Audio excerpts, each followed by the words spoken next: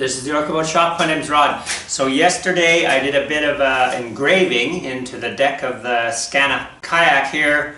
I didn't video it actually, but because it was a little bit of a long process, but basically I traced out from a computer printed lettering onto the deck using carbon paper, and then I chiseled out very carefully with a very small and very sharp chisel, because I kind of cut my finger.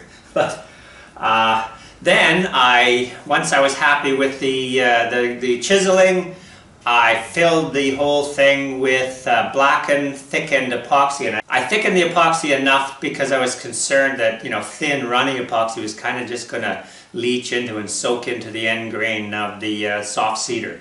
So now I am ready to take a sander and sand it all smooth and see how the lettering turned out. Now I haven't faired much of the hull yet because I wanted to have this raised, and so I'm going to just hit it with my orbital sander and 80 grit and just sand this area lightly till it's all smooth.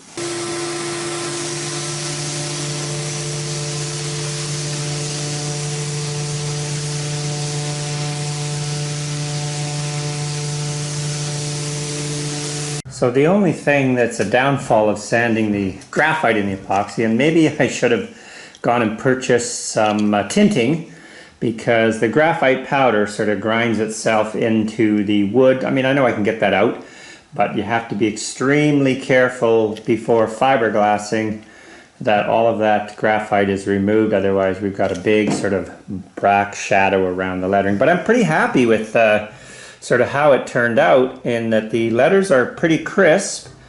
I mean, there's a tiny little pitting or little tiny air bubbles in the black epoxy, but that'll all disappear with epoxy and varnish.